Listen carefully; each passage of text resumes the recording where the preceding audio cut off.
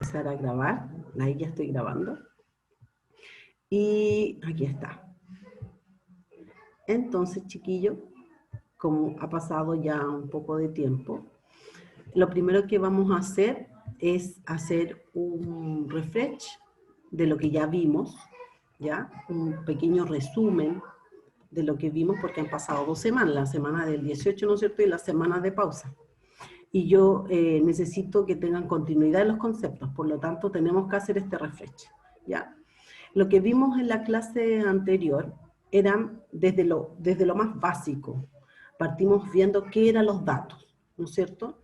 Y dijimos que los datos, tal como dice acá, son descripciones de cosas, de acontecimientos, de actividades o de transacciones que se registran y se clasifican, también se almacenan, pero que no se organizan. No hay ningún patrón común, ¿no es cierto?, para poder darle una organización a estos datos.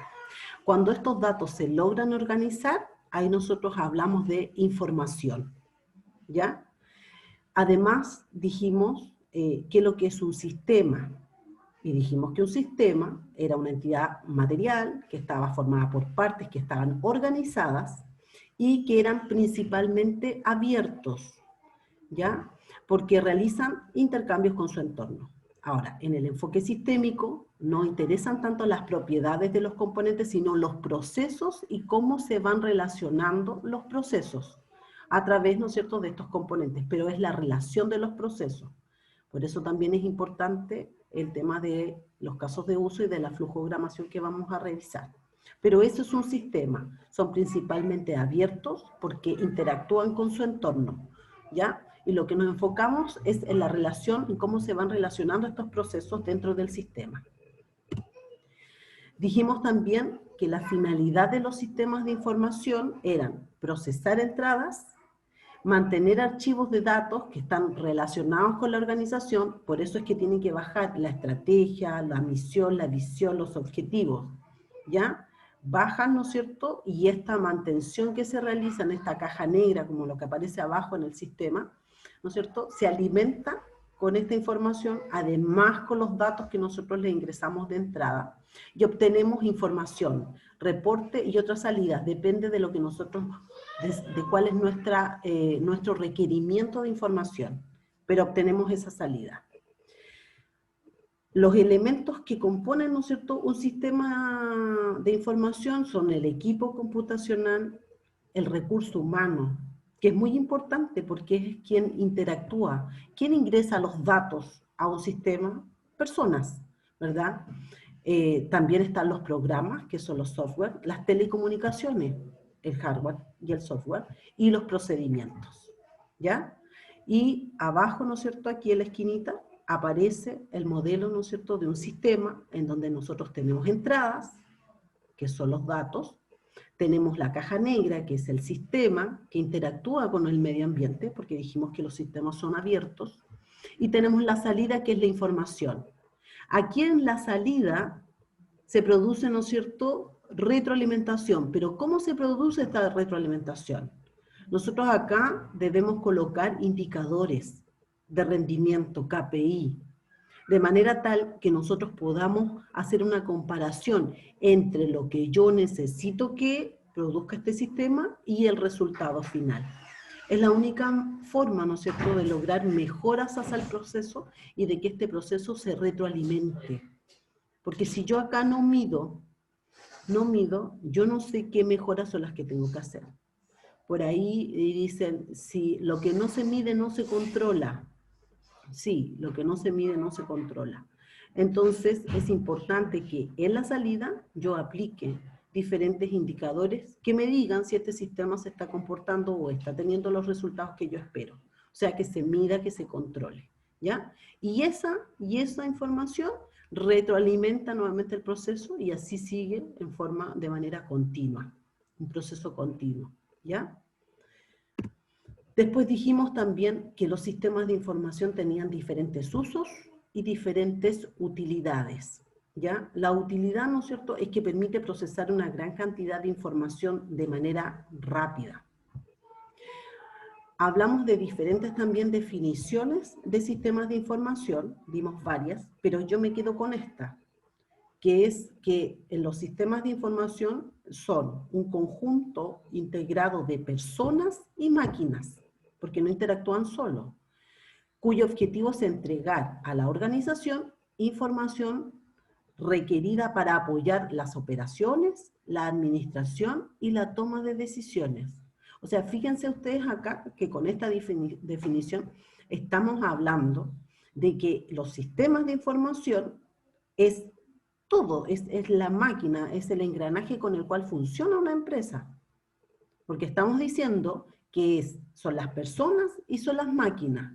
¿Y qué es lo que hacen? ¿Cuál es el objetivo? Entregar información. ¿Para qué? Para apoyar la toma de decisiones. Entonces se dan cuenta que es primordial entender bien que la empresa actúa como un sistema y que ese sistema no es solamente el computador. Ese sistema es la interacción que hay entre las personas, es la interacción que hay entre personas y los diferentes computadores o programas, ¿no es cierto?, que nosotros tenemos. Es las personas, el programa y las estrategias que tiene la organización, los objetivos que tiene la organización, es un todo, ¿ya? También hablamos del análisis costo-beneficio en el uso de la información, porque dijimos que muchas veces es preferible, ¿no es cierto?, automatizar información, pero tenemos que analizar los costos. Si los costos son más altos que los beneficios por automatizar, entonces lo más probable es que sea mejor no automatizarla. Por eso siempre es importante tener en cuenta el costo versus el beneficio que me va a entregar. Hablamos también de riesgo, pero riesgo desde el punto de vista de los sistemas, y que se define como entropía. Y eso se corresponde a la incertidumbre o desorden. ¿Y qué es lo que permite disminuir esta entropía o esta incertidumbre? La información. Mientras más información nosotros tengamos, disminuimos nuestro riesgo, nuestra entropía. ¿Ya? O sea, vamos disminuyendo en el fondo la incertidumbre y vamos privilegiando, ¿no es cierto?, que la información o que los resultados de este sistema sean más cercanos a lo que yo quiero o a lo que yo he definido, ¿ya? Pero el riesgo jamás se puede extinguir por completo. El riesgo siempre está. Siempre va a haber un nivel de riesgo. El tema es que sea el aceptable, ¿ya? Hablamos también de los flujos de información. Y aquí dijimos que la información en una organización, entendiendo esta pirámide como una organización, con sus diferentes estamentos, sus diferentes sectores, tenemos en la cúspide, ¿no es cierto?, de la pirámide tenemos la planificación estratégica, después viene la táctica, la operacional, y con lo que es planificación y control operativo, y los diferentes departamentos. La información fluye de manera vertical, pero también fluye de manera horizontal. ¿Cuáles creen ustedes que son los principales problemas que se generan en esta bajada de información de manera vertical? Algo conversamos la semana pasada. ¿Cuáles creen ustedes? La comunicación. La comunicación, ¿verdad? La comunicación vista desde dos puntos de vista. Primero, en que no baja, ¿no es cierto? O en que en la bajada se distorsiona. Entonces, la planificación, cuando la comunicación no es formal, sino que va pasando el boca a boca, ¿no es cierto? Aquí al último que le llega algo completamente distorsionado. Es como el juego del teléfono, ¿no es cierto? Uno parte diciendo una cosa y el último que escucha algo que nada que ver. ¿Qué pasa también con, cuál sería el problema que se da con la flujo de información horizontal, que se da entre pares? ¿Cuál creen ustedes? Los principales problemas.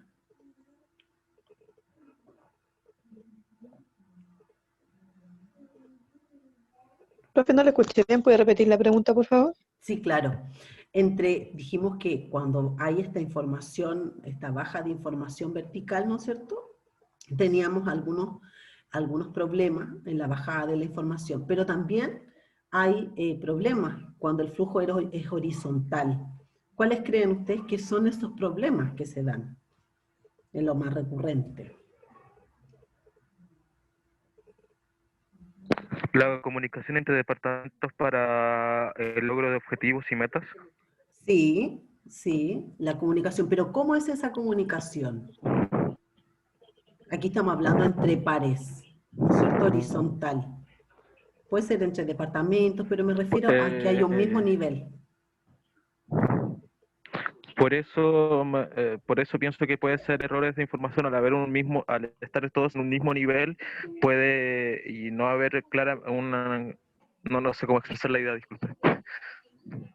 Como tú dices, como si no está clara la idea desde acá arriba, acá abajo y hacia el lado se distorsiona aún más. Algo así, y como todos están en un mismo nivel, si no hay una buena y mucha comunicación entre ellos, al ya estar distorsionada las órdenes de arriba, se targiversa y termina viendo un resultado no esperado o un resultado Claro, malo. sí, Mal resultado. sí, está bien, Felipe, lo que tú dices. Porque si esta bajada, no es la bajada vertical, ¿no es cierto?, no es la correcta, no es una bajada formal de información, imagínense hacia los lados. Entonces, sobre todo en los niveles acá, en los primeros niveles, los operativos, ¿no es cierto?, se genera mucha comunicación informal, que vienen con un sesgo de cada quien.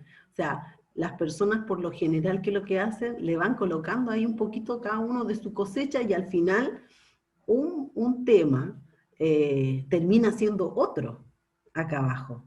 E influye, ¿no es cierto?, tanto en la toma de decisiones como en el trabajo y en el desarrollo, ¿no es cierto?, de las funciones de cada quien.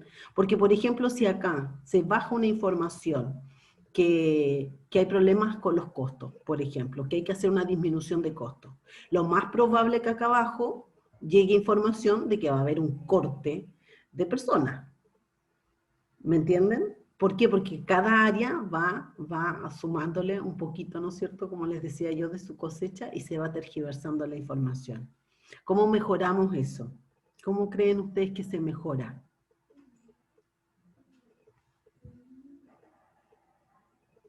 No le podemos impedir a la gente que hable, por supuesto, ¿verdad?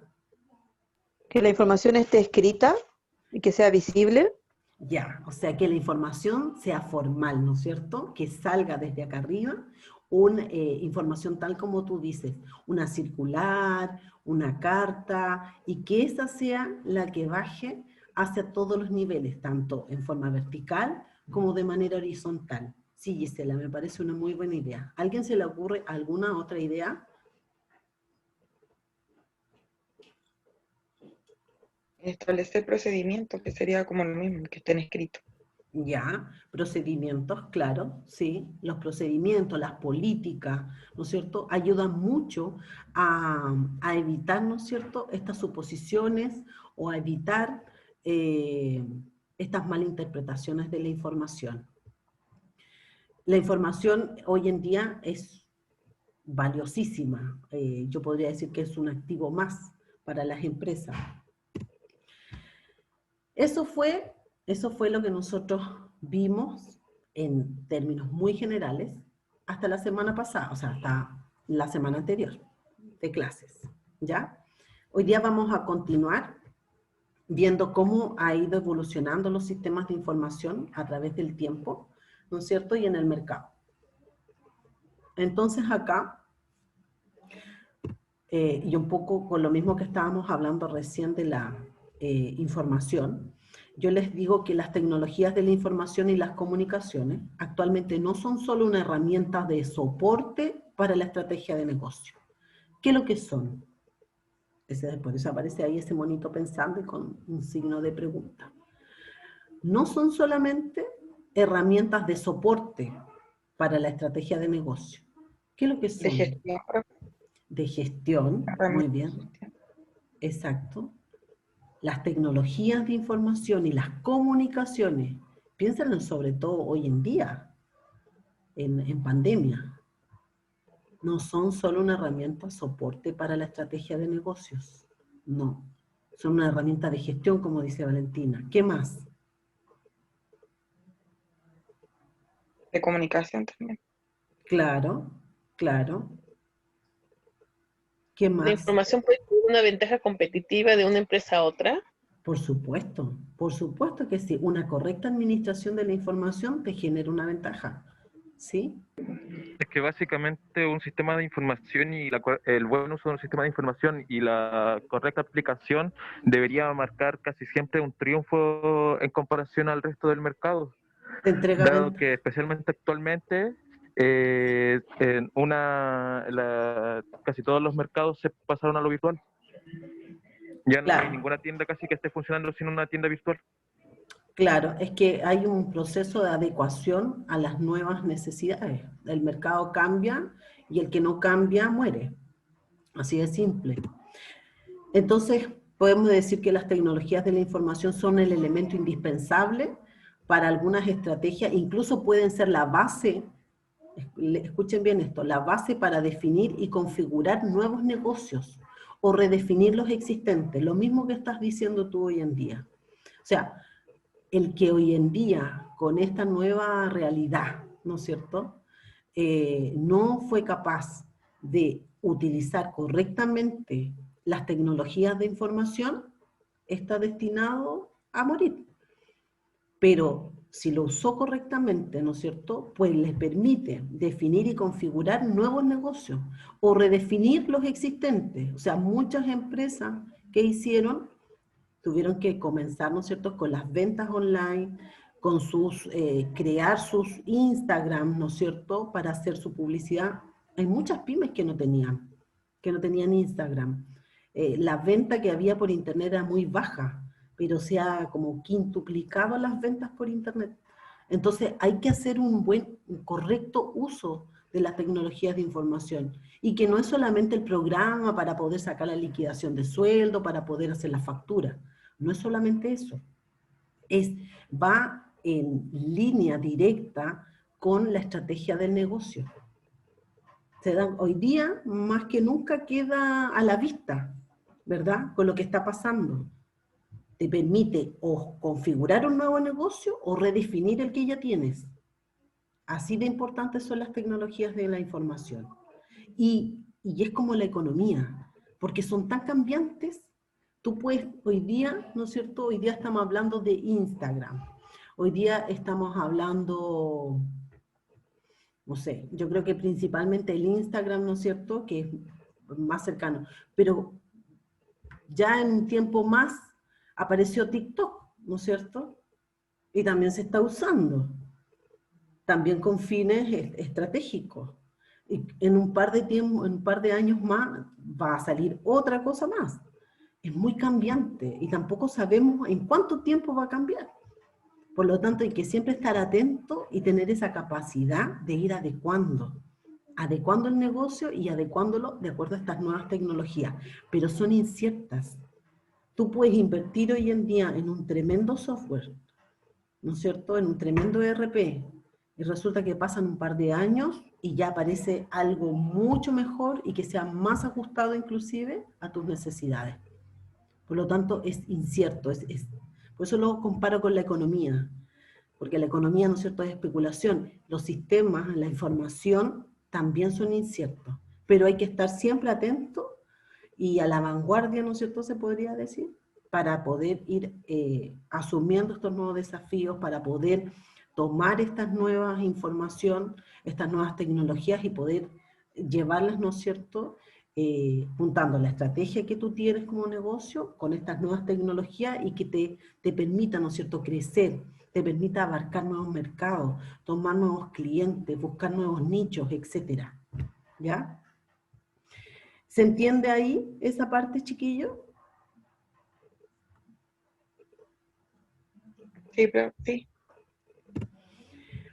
¿Cómo sigo con el concepto de evolución del mercado? Antes, ¿qué es lo que había? Una estrategia de negocio, después una bajada en cascada hacia los sistemas de información y el sistema de información se comunicaba, ¿no es cierto?, y tomaba alguna tecnología. Hoy en día Eso no es así. Nosotros tenemos un gran círculo, como aparece ahí, que es la estrategia de negocios, que conversa tanto con los sistemas de información y con la tecnología. Y a su vez, a un mismo nivel, están los sistemas de información y la tecnología. Ya no es esta bajada en cascada, ¿se fijan? Lo que había antes. Hoy en día es esta interacción continua. Los sistemas de información alimentan la estrategia alimenta los sistemas de información. Los sistemas de información alimentan la tecnología alimenta el sistema de información. Y a su vez la estrategia alimenta la tecnología y la tecnología la estrategia de negocio. Es un círculo virtuoso. ¿Se dan cuenta el cambio? Ya no es esto, no es un proceso, otro proceso y otro proceso. Donde terminaba la estrategia de negocio, empezaba el sistema de información. Donde terminaba el sistema de información, empezaba la tecnología. Ya no es así. Hoy en día es en interacción continua, ¿ya? Eso es lo que quiero que capten con este dibujo. Volvemos al tema, supongamos que aquí el triángulo es la empresa, ¿ya? Entonces, ¿cómo se usan los sistemas de información? Tal como vimos en la pirámide anterior, ¿no es cierto? Tenemos diferentes usos. Depende. ¿De qué depende? Del nivel. Tenemos en la cúspide, ¿no es cierto?, de esta pirámide, los niveles estratégicos. En la parte media, los tácticos. Y en la base, los operativos. Si lo llevamos a una empresa, ¿cuál sería el estratégico? ¿Cuáles serían las áreas estratégicas? ¿Quién sabe? Los socios, Ya, Administración, general, ya. El directorio, ya. ¿Quién más? Gerentes generales o Gerente. gerentes de áreas. Los gerentes, ya. Ahí, de los gerentes hacia arriba, estamos hablando de niveles estratégicos. ¿Cuáles serían los tácticos? los jefes, Supervisores. ¿Los quiénes? jefes y supervisores. Jefes y supervisores. Yo diría que sí, pueden ser supervisores, depende del tipo de empresa, pero son como los jefes de área, los mandos medios. ¿Y los operativos?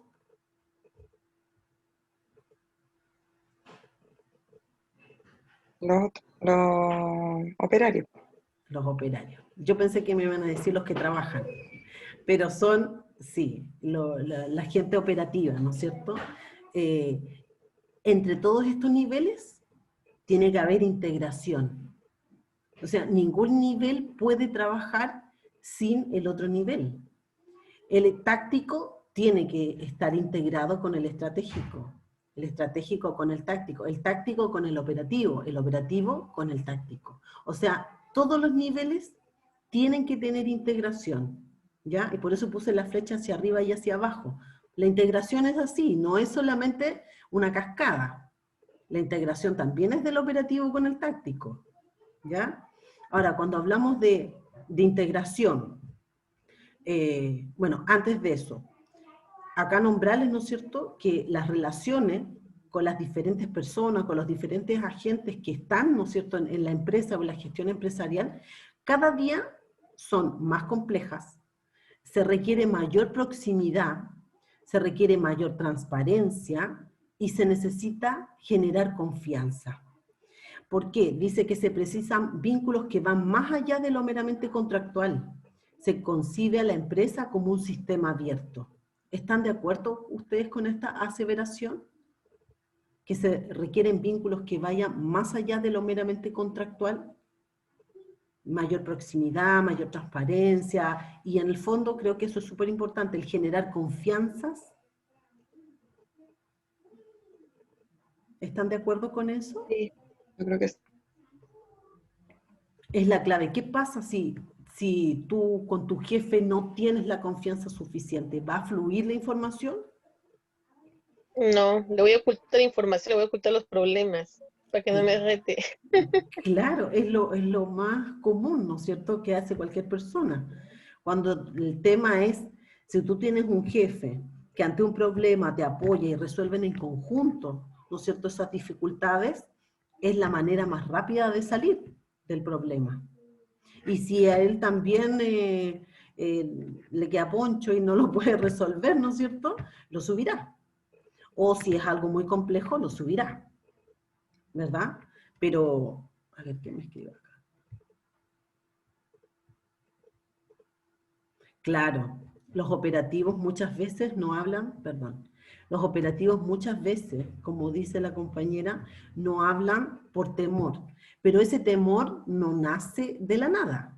Ese temor nace por una cultura organizacional.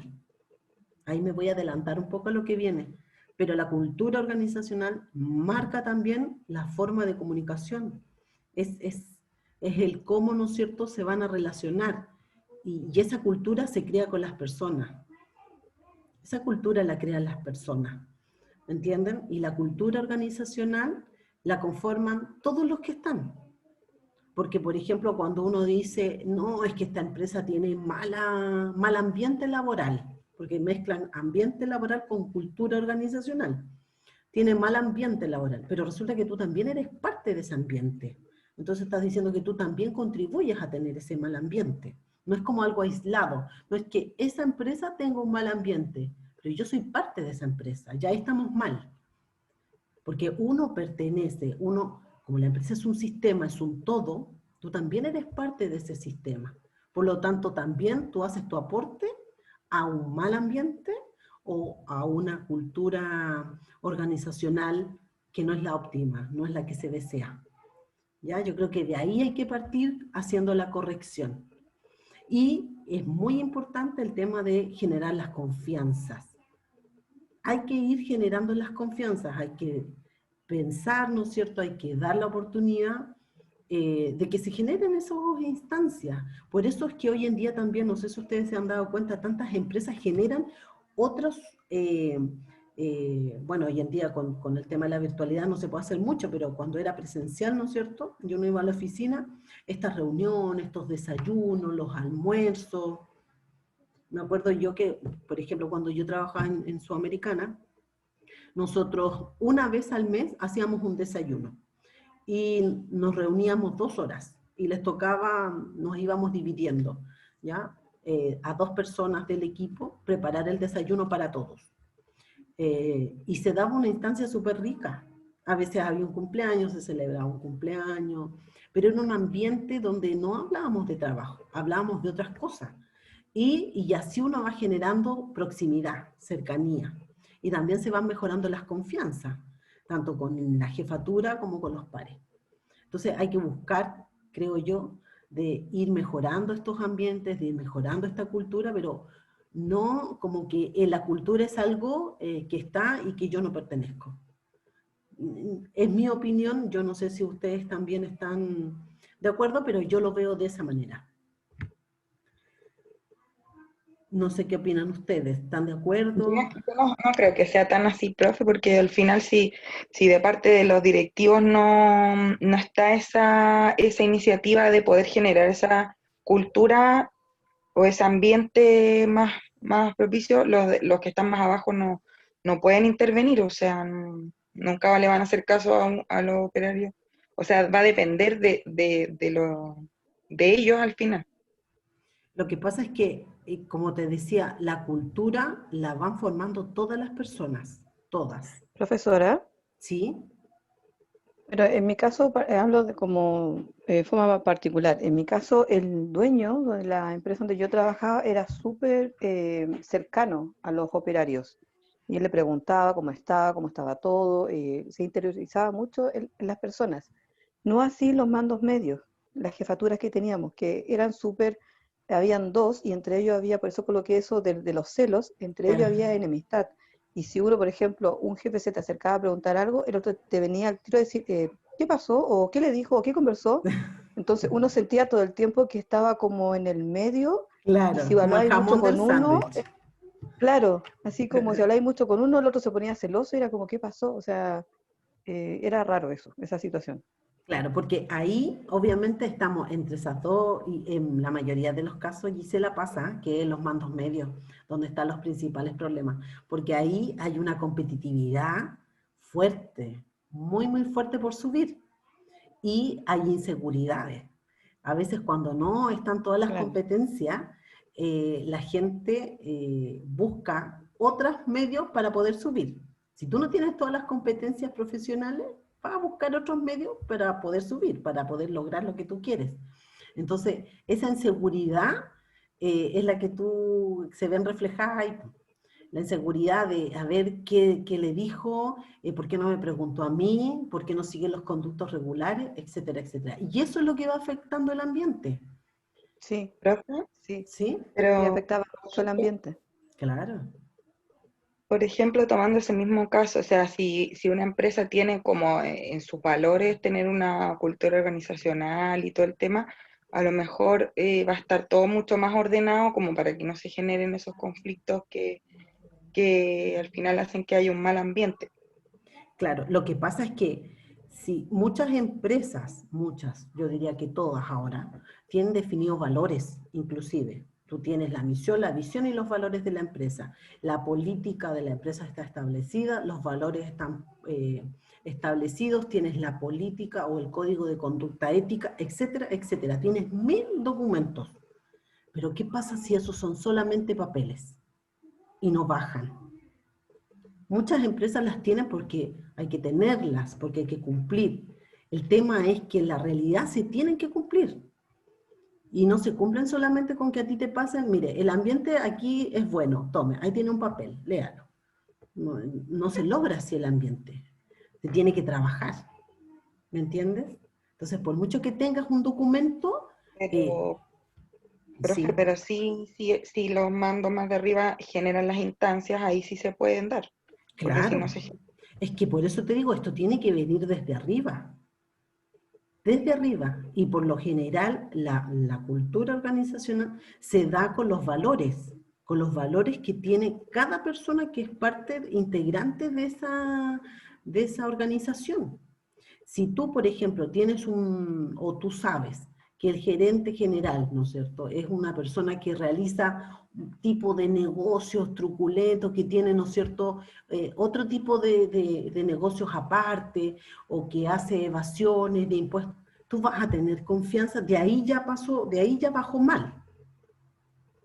¿Me entiendes? Entonces tú ya, las políticas, por mucho que a ti te pasen después una política donde diga integridad, lealtad, honestidad, tú vas a decir, a ver, pero aquí hay un papel y resulta que el jefe está haciendo tremendo chunchullo. ¿Me entiendes? A eso es lo que voy. Ser, eh, no solamente parecer, ser. A eso es lo que voy. A ti te marca eso. Si tú, por mucho que tengas el documento, si tú no lo ves, que realmente es una persona comprometida, que realmente es una persona que se preocupa, ¿no es cierto?, cercana, por mucho que a ti te pasen un documento, no te va a dar tan fuerte, no te va a pegar tan fuerte el tema del compromiso o el tema de la lealtad, si tú desde arriba no lo ves. Y todo eso va generando tu cultura y todo eso va generando ambientes. De repente el ambiente en un departamento puede ser súper bueno, pero el ambiente ya en general, cuando se empiezan a relacionar los departamentos, ya se echa a perder. No sé si lo han visto, pero hay departamentos que tienen ambientes súper buenos, súper buenos, pero son acotados porque son menos personas y se conocen, qué sé yo, y pueden hacer su carretito juntos, qué sé yo, y se genera un buen ambiente. Hay confianza, pero ya tú los pones con otro y no hay la misma confianza. Por lo tanto, ahí, o puede que hayan algunos recelos, envidias, qué sé yo, competencia, y eso, todas esas cosas van afectando. El tema es que lo que hay que hacer es que cada uno tiene que tratar de aportar dentro de lo que pueda, obviamente, ¿no es cierto?, para poder hacer mejor este ambiente, para poder que este ambiente, ¿no es cierto?, mejor, contribuya a una mejor cultura. Siempre mirándolo, ¿no es cierto?, con tu aporte, lo que tú puedes hacer. Eso, he entretenido estos temas, ¿verdad? Ahí se me quedó pegado. Ahí. Entonces, seguimos. Decíamos que la empresa, ¿no es cierto? Aquí está la empresa, define su misión, tiene sus objetivos, tiene sus fortalezas, tiene sus debilidades y tiene su desempeño.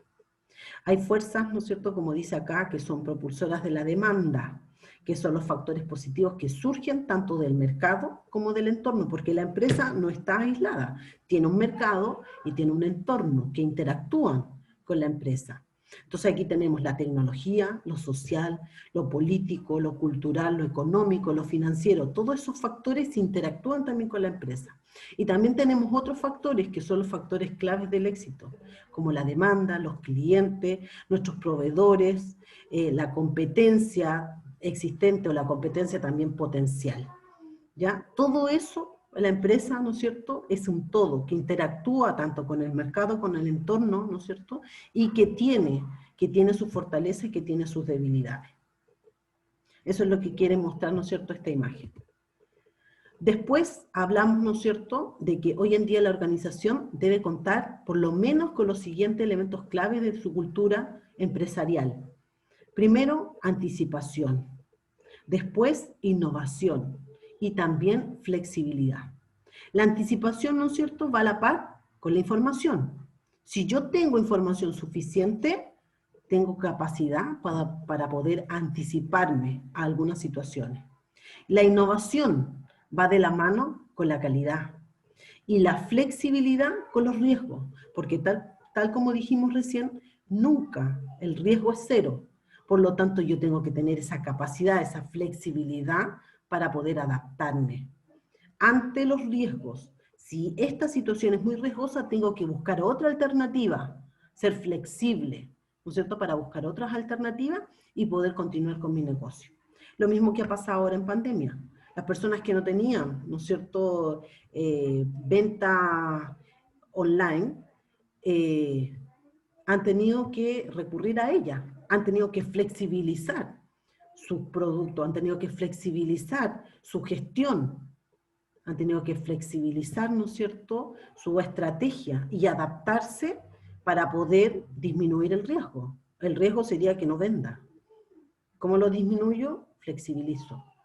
¿Y hacia qué flexibilizo? Hacia una gestión diferenciada en base, ¿no es cierto?, ahora a una venta online, por ejemplo. ¿Ya? Lo que le va a implicar, ¿no es cierto?, invertir, ¿no es cierto?, en algunos programas o invertir en diseñadores que le hagan una correcta página, mantención, etcétera, etcétera. ¿Ya? Esas tres cualidades son súper importantes, o sea, tres características en realidad. Las empresas durante décadas, dice, han estado desarrollando los sistemas de información con apoyo de la tecnología informática. Claro, ¿por qué? Porque nosotros teníamos demandas de aplicaciones y la tecnología informática es la que me entregaba las ofertas. Antes, ¿qué se buscaba con un sistema de información? Dar una solución a un problema. Hoy en día, ¿qué se busca? Satisfacer oportunidades. ¿Se dan cuenta cómo cambia, cómo ha ido cambiando? Antes yo tenía un problema, un sistema que me pudiera solucionar el problema. Hoy en día no, yo me voy anticipando. Yo quiero buscar, aquí veo una oportunidad, yo quiero que un sistema me ayude, ¿no es cierto?, a poder potenciar esa oportunidad, a poder desarrollar esa oportunidad. Así es como ha ido evolucionando ya, no es solamente para ir a solucionar problemas.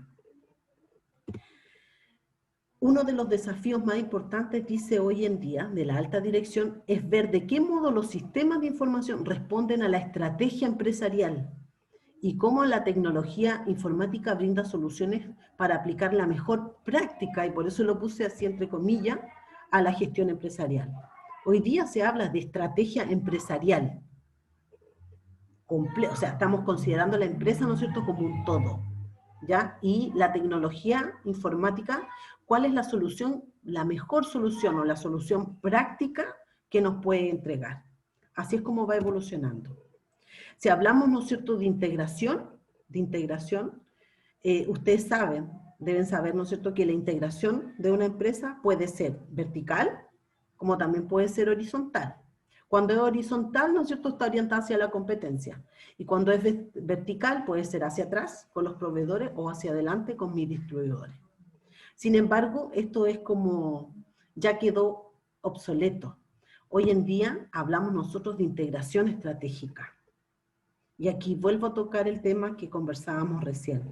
Fíjense, la integración estratégica dice, no es solo dirigir, sino activar en cada integrante de la organización los valores y las actitudes para lograr los objetivos y además formar aquellos que permitan elevar ese desempeño. No sé si lo han visto, pero muchas empresas se capacitan, ¿no es cierto?, a personas que son activadores, que son coaching casi del resto de sus compañeros, son motivadores.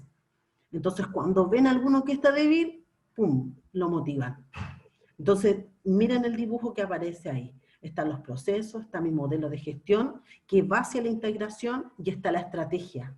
Y todo eso es marcado dentro de los valores. Entonces, una integración estratégica no es solamente dirigir, es activar en cada integrante de la organización valores y actitudes para lograr los objetivos. La mejor manera de lograr los objetivos de una empresa es que cada persona esté comprometida, que cada persona haga suyo, ¿no es cierto?, la misión que tiene la empresa. No solamente que vaya porque le pagan el sueldo, ¿no es cierto?, porque no tiene nada mejor que hacer. No, que realmente se comprometa y que haga suyo, ¿no es cierto?, los objetivos de la empresa. Que sus valores, que sus actitudes, ¿no es cierto?, tiendan hacia el logro de los objetivos. Por eso hoy en día se habla de integración estratégica, ¿ya? Yo creo que ahí con el dibujo, ¿no es cierto?, se entiende más claramente la diferencia de esta integración vertical y horizontal, que es la que se hablaba antes.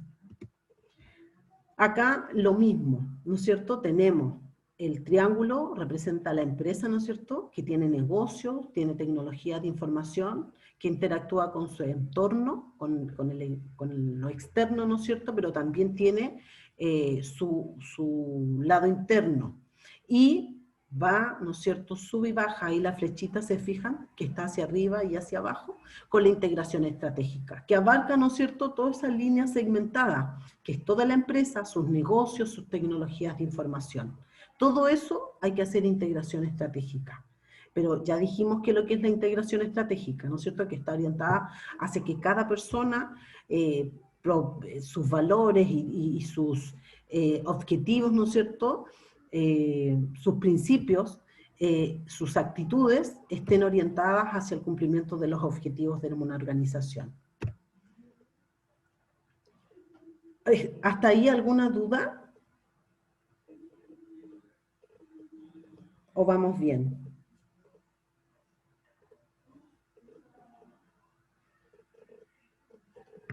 Bien, pues. Sí, ya.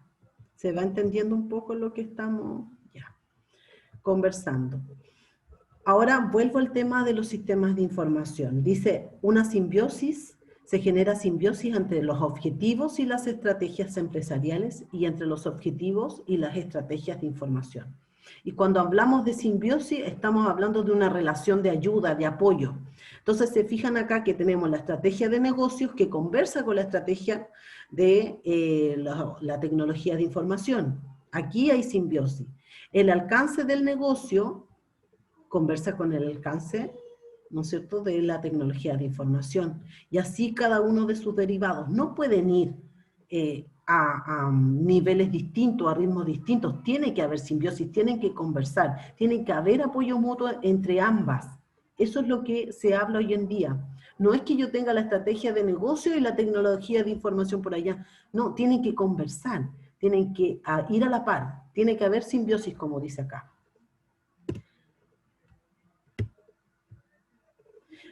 Acá lo mismo, nosotros tenemos una empresa aquí, una fábrica. La fábrica, ¿no es cierto?, recibe materiales de sus proveedores, hace su proceso, ¿no es cierto?, de fabricación, tiene sus sistemas de apoyo, sus sistemas de información y genera, ¿no es cierto?, los compromisos o genera, ¿no es cierto?, los productos que tiene que entregar a sus clientes. Pero la organización por dentro, esta misma fábrica por dentro, ¿no es cierto?, tiene modelos de gestión, tiene calidad, tiene productos, tiene servicios, tiene clientes, tiene costos, tiene herramientas, tiene un sinfín, ¿no es cierto?, de sistemas, de situaciones que tienen que interactuar. Se fijan por eso el modelo, este modelo, ¿no es cierto?, donde todos los círculos se están superponiendo unos con otros, porque no hay ninguno que sea separado. Todos interactúan para poder lograr, ¿no es cierto?, esto, que es cumplir con nuestros clientes. Tienen que interactuar cada una de estas áreas, cada una de estas áreas, cada una de estas situaciones, cada uno de estos modelos tienen que ir interactuando. Acá es lo mismo, explicando lo mismo. Nosotros tenemos nuestros proveedores. El proveedor, ¿no es cierto?, me genera entradas, ¿no es cierto?, de materias primas, que son las que yo necesito para hacer este proceso. Esto que ustedes ven acá, esto es lo que nosotros vamos a aprender a hacer, que es la flujogramación. Para eso vamos a usar Visagi. ¿Se fijan? Entonces aquí dice que hay un proceso que habla con otro proceso, acá hay una decisión, si esta decisión es sí, continúa el proceso, si es no, tiene un proceso de retroalimentación y vuelve a la entrada. Así se lee esto. Entonces, esta entrada entra a nuestro proceso y obtenemos una salida. ¿Hacia quién? Hacia nuestros clientes. Pero aquí en la salida, yo empresa, ¿qué tengo que hacer? Tener indicadores. Indicadores de proceso. KPI. Yo tengo que medir acá. ¿Es realmente lo que yo necesito lo que está saliendo? Está, por ejemplo, si esta fuera una fábrica, ¿no es cierto? Y yo ingreso materias primas, yo quiero saber aquí el desperdicio que tengo. Las horas, por ejemplo, podría ser una salida. No solamente el producto final, sino que también un indicador de rendimiento, las horas hombres utilizadas. Y sobre esa información yo hago mejoras, ¿no es cierto?, que las vuelvo a ingresar al proceso para que el producto salga en menor tiempo, por ejemplo, si un indicador es las horas. Si un indicador, ¿no es cierto?, es los desperdicios, estoy teniendo demasiado desperdicio en la fabricación, lo mido, lo tengo que medir aquí en la salida, hago la mejora y vuelve a entrar al proceso. ¿Se dan cuenta? Entonces dice las mejoras pueden ser de planificación, de control o también de resolución. ¿Se entiende? ¿Se entiende este mono? Es lo mismo un sistema. ¿Se dan cuenta que aquí queda claramente visto, ¿no es cierto?, que la empresa, como dijimos, es un sistema abierto, interactúa con su entorno, obtiene del entorno entradas, que sería acá de los proveedores, y interactúa también con el entorno a través de los clientes en la salida. Pero es súper importante acá, chiquillos, la medición. Medir, tener indicadores, y esos indicadores los define cada empresa en base a lo que ellos quieran medir, ¿ya? En base a su estrategia, en base a sus objetivos. El éxito de una organización no lo hacen sus planes, por mejores que estos sean, tampoco lo hacen las máquinas. No lo hacen las redes de computadora de última generación, no lo hacen el edificio, que sea más moderno, agradable, no lo hacen los folletos, trípticos o la publicidad, tampoco los métodos de trabajo, no lo hacen los materiales que emplee. ¿Qué es lo que permite el éxito de una organización? La gente, su gente, la forma de pensar, de sentir, de actuar con calidad. Eso es lo que permite el logro y marca la diferencia, ¿no es cierto?, entre una empresa exitosa y una no. Es su gente. Pero su gente y su forma de pensar, como dice acá, de sentir, de actuar, sus valores. ¿Ya? ¿Algún comentario?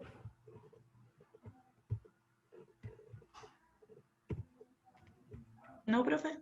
¿No? Esta es la primera parte. Vamos a hacer ahora el break, porque ya terminamos con la primera parte que teníamos que ver, y vamos a empezar después del break con esto otro, que es el ciclo de vida de un software, ¿ya? Y aquí ya nos vamos a meter de lleno, ¿no es cierto?, a entender el concepto para la próxima semana empezar con los casos de uso, ¿ya? Hacer Profesora, ¿sí? ¿esto que dice usted vendría siendo como el capital humano de una empresa? Exacto. Cuando habla de gente, ¿sí? Exacto, el recurso humano. La Bien, gente, las gracias. personas. Exactamente. Voy a pausar la grabación y vamos a continuar con esta parte. Esto ya lo vimos. Ya lo vimos, quedamos en el ciclo de vida, ¿verdad? Sí, acá. Ya, esta es la segunda materia que vamos a ver, que tiene que ver con el ciclo de vida de un software. Y aquí es donde nosotros vamos a aplicar lo que son los casos de uso. Entonces, ¿qué nos muestra esto? Alguien, antes de partir, quiero saber si alguien leyó el material que dejé respecto del ciclo de vida de un software.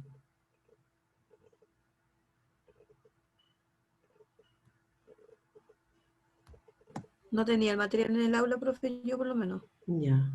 ¿Alguien de los que los haya tenido lo leyó? Yo no. ¿No? Ya. Les recomiendo que lo lean, ¿ya? Es un buen complemento.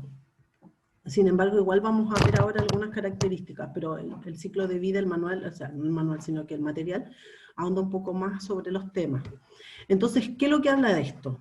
¿A qué le llamamos un ciclo de vida del software? Yo tengo, ¿no es cierto?, requerimientos de información, ingresan a este ciclo de vida, ¿y qué es lo que sale? Un software. Un software, ¿no es cierto?, que me va a entregar, que se va a poder aplicar en los diferentes sistemas tecnológicos que yo tenga, y que va a interactuar ¿con qué? Con personas. Van a ingresar datos, ¿no es cierto?, a este software, y ¿qué va a salir? Información. Eso es. Entonces, el ciclo de vida es todo este proceso de generación del software. Aquí está, tiene 3 partes. Primero, el análisis, donde se analizan los problemas de los sistemas existentes, se definen cuáles son los objetivos a alcanzar por la solución que se está evaluando, se evalúan diferentes alternativas y se elige una. Todo siempre desde una perspectiva lógica. Después se hace el diseño, es decir, se producen, ¿no es cierto?, cuáles son las especificaciones del diseño físico de esta solución de software, y después finalmente se hace la programación, es decir, que se traducen esas especificaciones en programas computacionales. Entonces, el ciclo de vida de un software consta de 3 etapas. El análisis, donde tenemos que identificar cuáles son los problemas, tanto de un sistema existente como de uno nuevo, si queremos hacer un nuevo software. Después hacemos el diseño, cuáles son las especificaciones, y después la programación, que ahí, ¿no es cierto?, entran los informáticos propiamente tal, porque ellos son los que entienden el lenguaje de programación. Hay varios lenguajes. También podemos decir que el ciclo de vida es el marco de referencia que contiene los procesos, actividades y las tareas que están involucradas en el desarrollo, en la explotación y en el mantenimiento de un software, abarcando la vida del sistema desde que se define hasta que termina su uso, ¿ya? O sea, es el marco de referencia que va a contener todo, actividades, tareas, mantenimiento, ¿ya? El ciclo de vida de un proyecto especifica el enfoque general del desarrollo, indica los procesos, las actividades y las tareas que se van a realizar y en qué orden. O sea, qué primero, qué va después, qué sigue. Los productos que se van a generar, lo que se va a entregar al cliente y en qué orden se van a entregar. Claro, porque yo puedo hacer primero un prototipo, ahí ustedes van a después a leer el material y se van a dar cuenta que muchas veces, ¿no es cierto?, hay un método para generarlo en que yo hago un prototipo y le entrego ese prototipo al cliente. Si ese prototipo cumple, ¿no es cierto?, satisface sus necesidades, yo después hago el desarrollo del software, ¿ya? O también puedo ir haciendo el software, ¿no es cierto?, y ir interactuando con el cliente y ir recibiendo feedback para ver si en el avance en que yo estoy desarrollando el software va cumpliendo las especificaciones que son las que él me ha entregado. Que muchas veces pasa que no se obtienen todas. No sé si a ustedes les ha pasado. Va avanzando, ¿no es cierto?, un software cualquiera, y cuando ya lleva un grado de avance, se le ocurre a la persona, pero es que además me podría sacar esta otra información también. Entonces, a eso significa que hay que iterar, o sea, devolverse a una etapa anterior y hacer las modificaciones, lo va a hacer el programador, para poder seguir avanzando con el software, ¿ya? Es súper importante que al principio las especificaciones decir cuáles son los problemas, qué es lo que quiero que haga este software, sean muy claras. Porque en el fondo si tú estás disminuyendo tiempo, estás disminuyendo costos. Porque si hay que estar devolviéndose cada vez, eso significa tiempo y dinero, ¿verdad? Por lo tanto, es súper importante que las especificaciones sean claras. Y de ahí la importancia de que nosotros veamos y entendamos un lenguaje para poder levantar nuestros requerimientos conforme que el ingeniero o el informático entienda realmente cuáles son nuestras necesidades. Uno de los principales problemas son eso, en que nosotros no podemos lograr comunicarnos correctamente y definir claramente lo que queremos que haga el sistema. Entonces, todo eso son los levantamientos, son los requerimientos que tienen que ser muy, muy claros. Porque como les digo, tiene incidencia en el tiempo, tiene incidencia en el dinero. Y los tiempos de desarrollo de software no son cortos. Obviamente que depende de la complejidad, pero no son cortos. Por lo tanto, si tenemos que estarnos devolviendo cada vez, o si finalmente nos quedamos con un producto que no hace todo, y igual tenemos que colocarle una planilla Excel al lado, no va a ser mucho lo que vamos a ganar, ¿no es cierto?, con ese desarrollo. Por eso insisto, es muy importante definir bien qué es lo que quiero, cómo quiero que lo haga el sistema, ¿ya? Hay que definir cuál va a ser el alcance del ciclo y cuál va a ser su estructura. Cuando hablamos del alcance, vamos a decir hasta dónde deseamos llegar con ese proyecto. Si solo queremos saber si es viable, si hacer el desarrollo completo, o además del desarrollo completo, incluir lo que son las actualizaciones y el mantenimiento. Eso también hay que tenerlo claro cuando uno va a hacer una solicitud. Después la estructura y la sucesión de las etapas. Si hay realimentación o retroalimentación entre ellas y si tenemos libertad de repetirlas, o sea, de iterar. Eso significa iterar, repetir. Entonces también tenemos que saber, si tenemos un programa y ese programa retroalimenta a otro, por ejemplo, un sistema, ¿no es cierto?, está conformado por módulos y tenemos un módulo que retroalimenta hacia otros módulos. Eso también lo tenemos que definir. Yo quiero que el módulo de bodega, por ejemplo, alimente compras. De manera que cuando la bodega, ¿no es cierto?, tenga un stock mínimo, salte, ¿no es cierto?, y se degenere una orden de pedido para compras, ¿no es cierto?, y reponer los materiales. Pero obviamente que esa orden tiene que venir con una aprobación, entonces así ya la empezamos a complejizar un poco. Tiene que haber un punto de control ahí. Entonces, pero eso se refiere con retroalimentación. Necesito que retroalimente este módulo. ¿Se entiende cuando estoy hablando de un sistema de información, no es cierto? Estoy hablando de un programa, de un software. ¿Sí? Chiquillos, ¿me están poniendo atención? Sí, profesora, sí. Sí, profe. Ya, perfecto. En los distintos modelos del ciclo de vida mencionaremos el riesgo, que suponemos aceptar al elegirlo. Y cuando estamos hablando de riesgo, estamos diciendo que es la probabilidad que tendremos de volver a retomar una de las etapas anteriores, perdiendo tiempo y dinero y esfuerzo.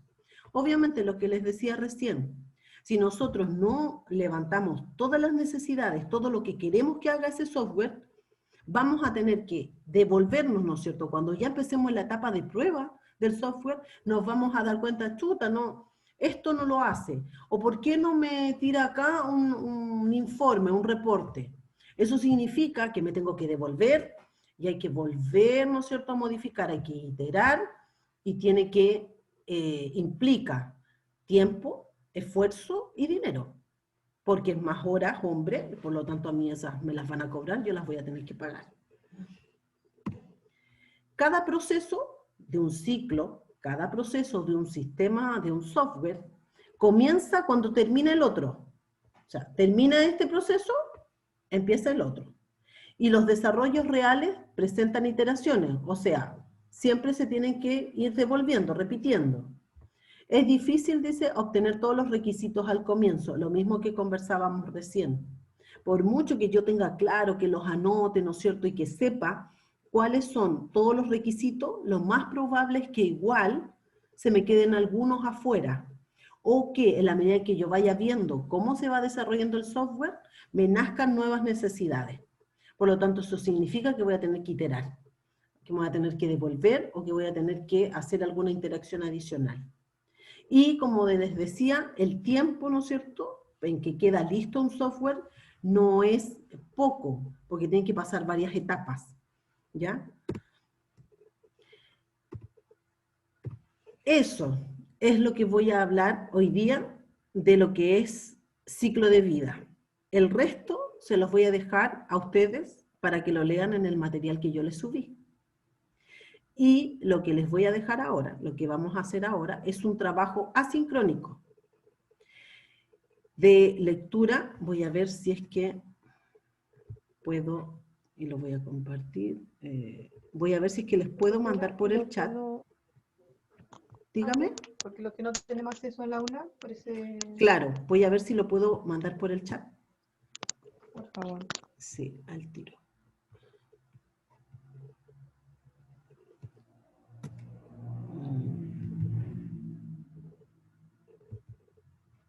Acá, ¿dónde está? Voy a mandar este que está acá. A ver si es que me resulta. La otra vez no podía.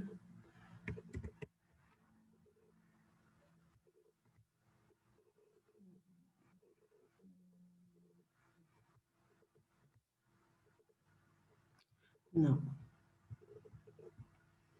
No, se los voy a tener que mandar por correo porque no me... ¿Se lo escribimos? Sí, espérenme, que les voy a mostrar igual del archivo. Los que tienen acceso al aula lo van a poder bajar de ahí. Y los que no, se los voy a mandar. Así que me mandan un correo, mándenme al tiro un correíto para yo mandarles el archivo. Miren, esto son 14 páginas, no es mucho. Entonces, ¿qué quiero que hagan, chiquillos? Que ustedes lean, esto se llama Evolución de las metodologías y los modelos utilizados en el desarrollo de un software. Entonces acá explica, ¿no es cierto?, de manera bastante amigable, cómo se inicia el desarrollo desde los orígenes, ¿no es cierto?, cuáles son los modelos y las metodologías clásicas, y nos empieza a hablar de los diferentes modelos, ¿ya? Y también de las metodologías. Entonces, esto es lo que necesito ver, que aquí los empieza a explicar cada uno, el cascada en B, tenemos el de incremental, tenemos el evolutivo, el de prototipos, que es el que yo les nombraba recién, el basado en componentes. Después nos habla de las metodologías, que lo último que se está hablando es de metodologías ágiles, eso desde el año 1990 en adelante, ¿ya? Entonces esto es lo que yo necesito que ustedes lo revisen, lo lean, y ¿qué vamos a hacer con eso? Tal como les puse aquí en la presentación, nosotros vamos a trabajar, ustedes van a trabajar en el resto de tiempo hasta las 10:30 en lectura de este archivo. Posteriormente, esto tiene una evaluación que tiene una ponderación del 15%, ¿ya? Y tal como dice aquí, hay que preparar de manera individual, una presentación en PowerPoint. Máximo, chiquillos, 15 diapositivas, por lo tanto necesito capacidad de análisis. Respecto del material y de síntesis. Respecto del material complementario, evolución de las metodologías y modelos utilizados en el desarrollo de un software, ahí está quiénes son las autoras.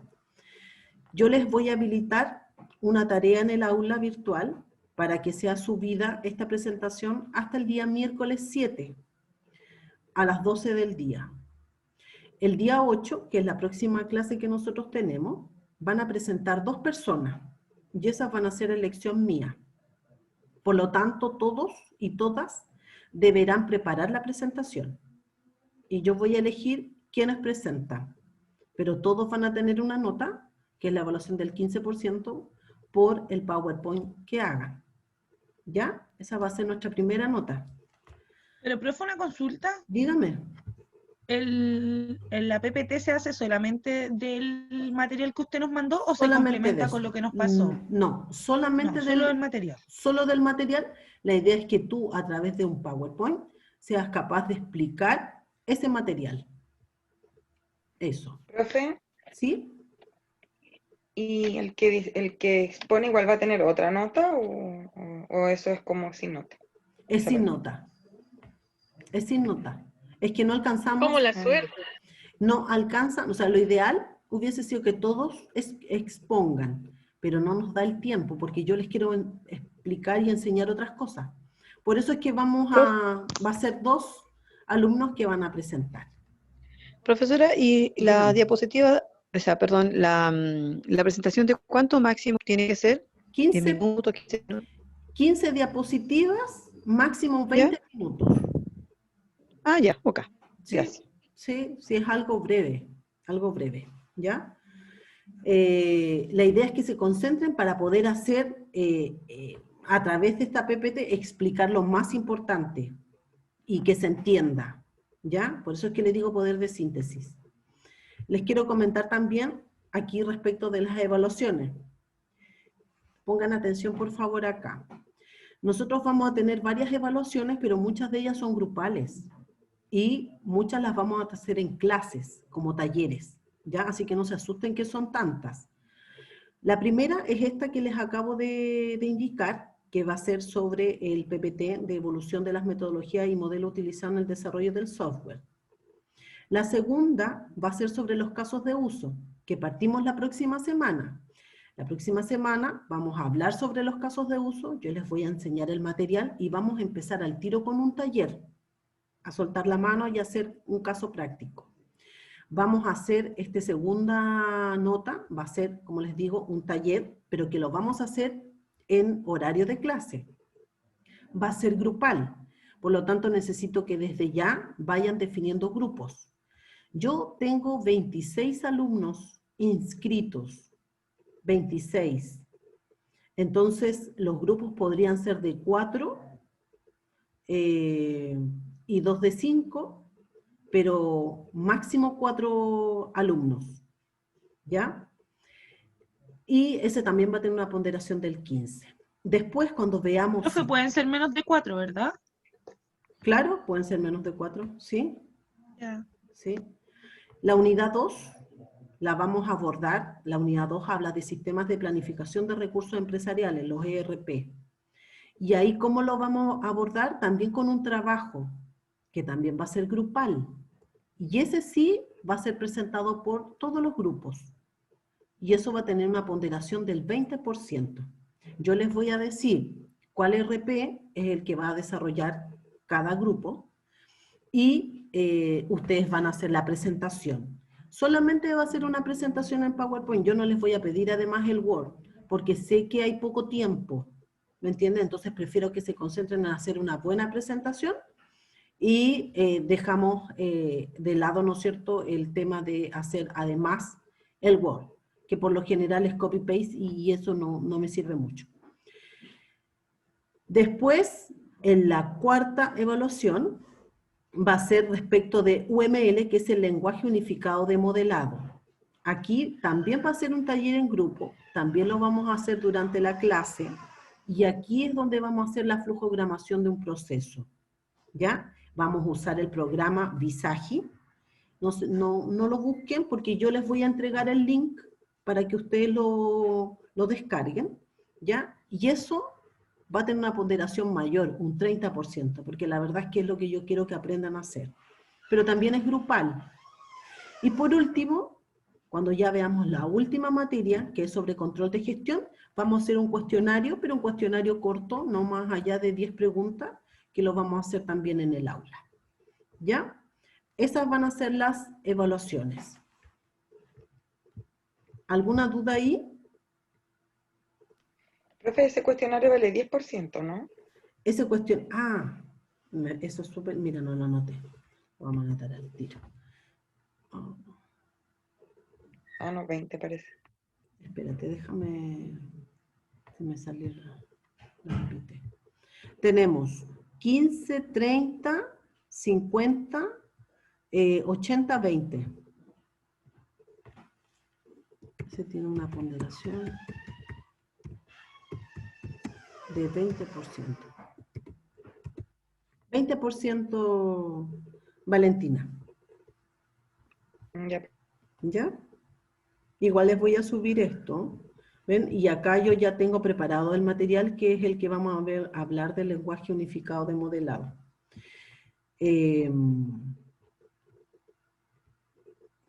Aquí. Entonces, aquí yo voy a